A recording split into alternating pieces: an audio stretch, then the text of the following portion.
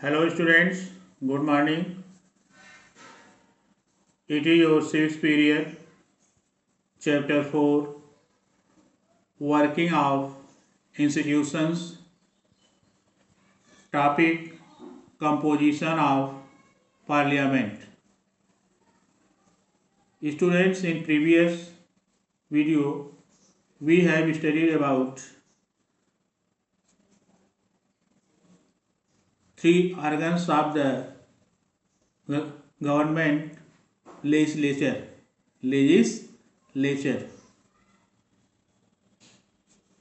and we have completed about the few part of parliament, means the answer of what is parliament. Today we shall study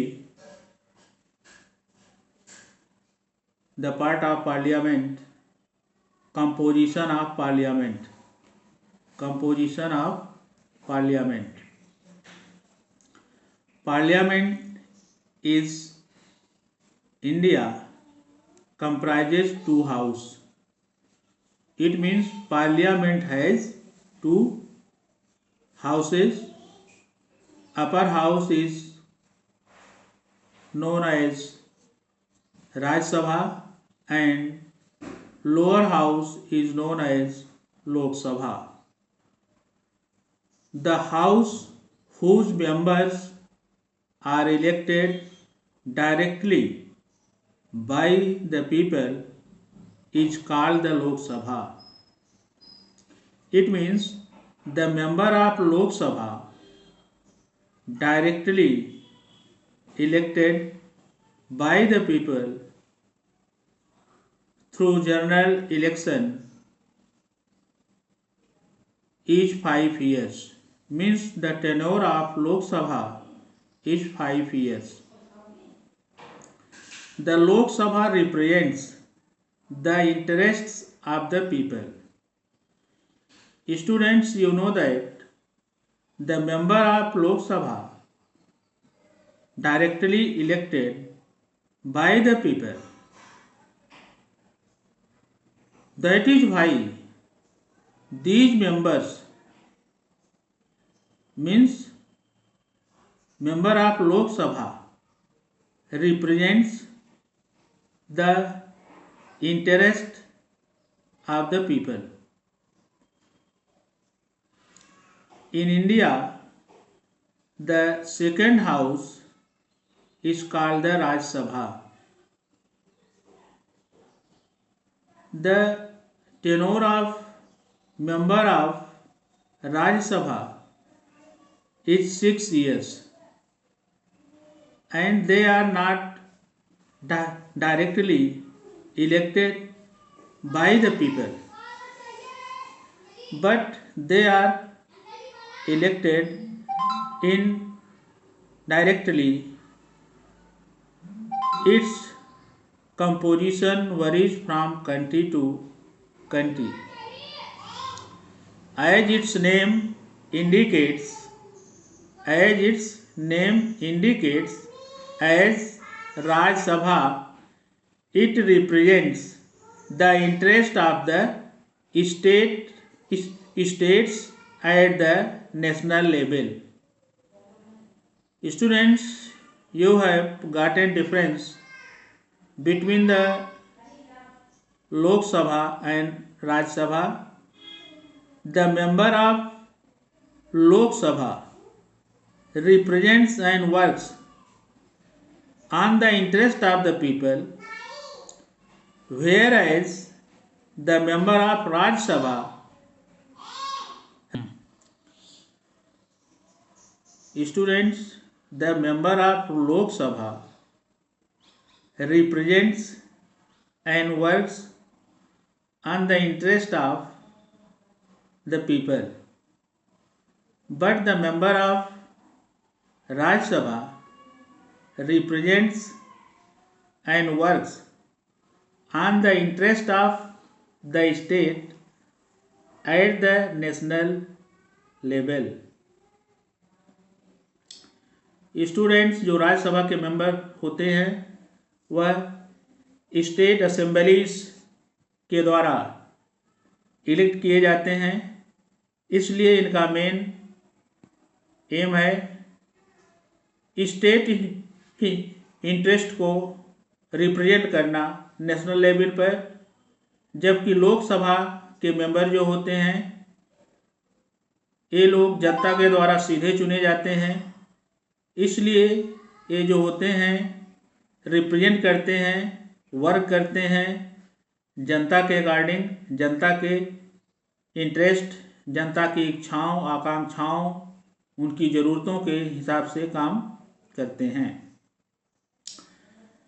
both of the members called member of parliament, ये दोनों चाहे राज्यसभा हो या लोकसभा हो, जो इनके members होते हैं इनको हम मेंबर ऑफ पार्लियामेंट कहते हैं, संसद सदस्य कहते हैं।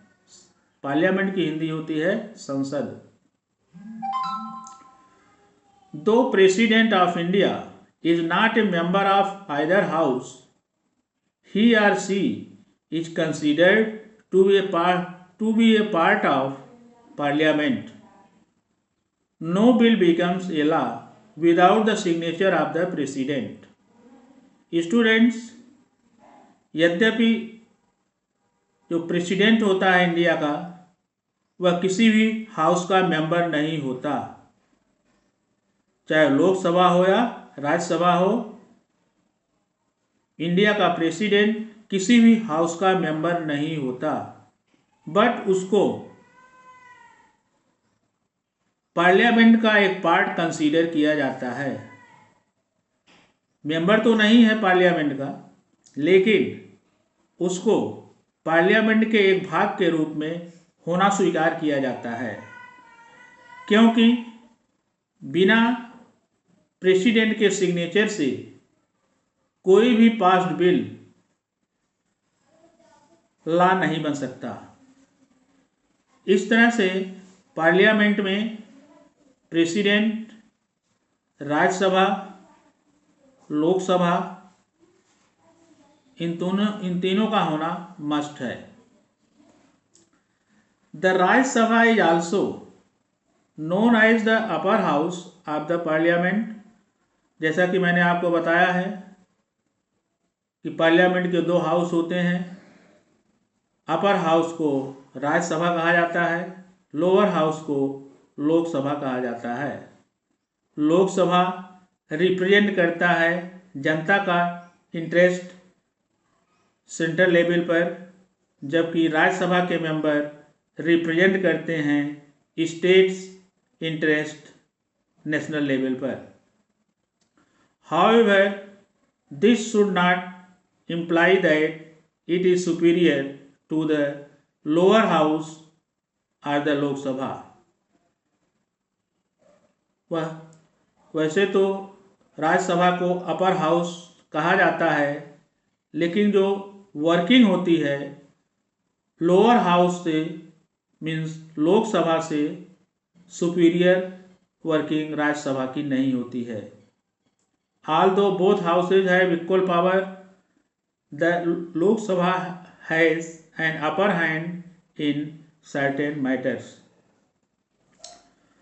वैसे तो दोनों हाउसेस को इक्वल पावर कॉन्स्टिट्यूशन के द्वारा मिला है, फिर भी लोकसभा कुछ निश्चित मामलों में राज्यसभा से आगे है। An ordinary bill can be introduced in either house of the parliament. It cannot be passed without the approval of both the houses. कोई भी बिल जिसको कानून बनाना है, कोई भी बिल जिसको कानून बनाना है उसको किसी भी हाउस में प्रेजेंट किया जा सकता है और बिना दोनों हाउस के यह बिल पास नहीं हो सकता। दोनों हाउस बिल को पास करते हैं। In case of deadlock, a joint session of both the houses is convened by the President. The Speaker of the Lok Sabha presided over this meeting. A joint session is taken. In such situation, the Lok Sabha has an advantage due to its greater numerical strength, so it will prevail in a joint session. Students, कोई भी bill, ordinary bill Lok Sabha और राज्यसभा दोनों के द्वारा किसी भी house में introduce किया जा सकता है और दोनों हाउस के द्वारा इसको पास होना जरूरी होता है। कभी कभी क्या होता है कि लोकसभा के द्वारा तो बिल पास हो गया, लेकिन राज्यसभा में बिल नहीं पास हुआ, और वह ऐसा बिल है जो ग्रेट इम्पॉर्टेंस का है, मीन्स नेशनल और पीपल इंटरेस्ट के इम्पॉर्टेंस का बहुत ज़्यादा है वो, लेकिन फिर भी वह बिल पास नहीं हुआ, और उसका पास होना देश के हित के लिए और जनता के हित के लिए बहुत ज़रूरी है होता है। तो जब यह बिल रोक लिया जाता है तो यही बिल क्या हो जाता है, डेडलॉक हो जाता है। इस बिल को पास कराने के लिए प्रेसिडेंट दोनों हाउस का एक जॉइंट सेशन बुलाता है और उस मीटिंग का हेड स्पीकर लोकसभा का होता है।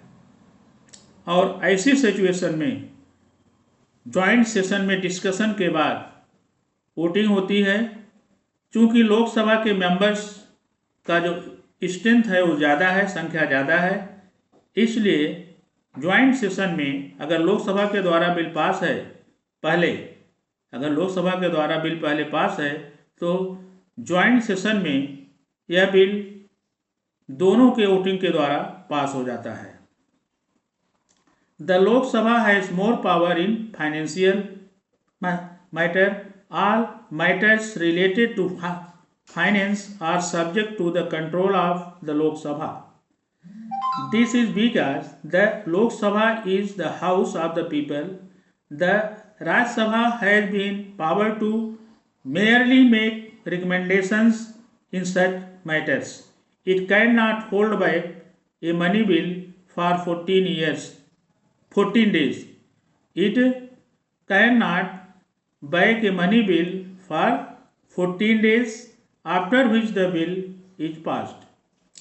लोकसभा को फाइनेंशियल मैटर में अधिक पावर दिया गया है और जो फाइनेंशियल मैटर है इसका पूरा का पूरा कंट्रोल लोकसभा का होता है और मनी बिल लोकसभा में पेश किया जाता है, इंट्रोड्यूस किया जाता है। लोकसभा में मनी बिल पास होने के बाद राज्यसभा में भेज दिया जाता है, लेकिन राज्यसभा को उसको रोकने का अधिकार नहीं है। हाँ, कुछ आवश्यक सजेशन या रिकमेंडेशन दे सकता है, लेकिन लोकसभा उसको मानने के लिए बाध्य नहीं है। और राज्यसभा इस मनी बिल को 14 डेज से ज़्यादा नहीं रोक सकती है। अगर 14 दिन से ज़्यादा रुक गया बिल राज्यसभा में तो ऑटोमेटिकली यह समझा जाता है बिल पास हो गया है और उसको प्रेसिडेंट के सिग्नेचर के पास भेज दिया जाता है। The council of ministers must maintain a majority in the Lok Sabha. If the government loses its majority in the lower house it cannot function any longer. जो काउंसिल ऑफ मिनिस्टर्स होती है, means prime minister and council of ministers, collectively known as government. Government को majority maintain करना लोकसभा में आवश्यक होता है। अगर मेजॉरिटी का लॉस हो गया, यानी मेजॉरिटी ख़त्म हो गई लोकसभा में गवर्नमेंट की, तब सरकार आगे काम नहीं कर सकती, वहीं पर सरकार का कार्यकाल समाप्त हो जाता है अगर मेजॉरिटी लोकसभा में नहीं है। The Rajya Sabha also plays a vital role in certain respects. As the house representing the states, it has been given some special powers by the Constitution of India to protect the interest of a state at the central level. Students, जैसा कि आप लोग जानते हो, जो राज्यसभा के member होते हैं यह स्टेट असेंबलीज के मेंबर्स के द्वारा इलेक्ट किए जाते हैं, यानी स्टेट भेजती है इनको, स्टेट लेजिस्लेटिव असेंबली इनका इलेक्ट करके भेजती है। इसलिए सेंट्रल लेवल पर हमेशा यह अपने अपने स्टेट के प्रोटेक्शन में लगे होते हैं, यानी स्टेट के इंटरेस्ट से काम करते हैं, अपने अपने स्टेट के इंटरेस्ट से काम करते हैं, क्योंकि इनको स्टेट असेंबलीज के द्वारा भेजा जाता है।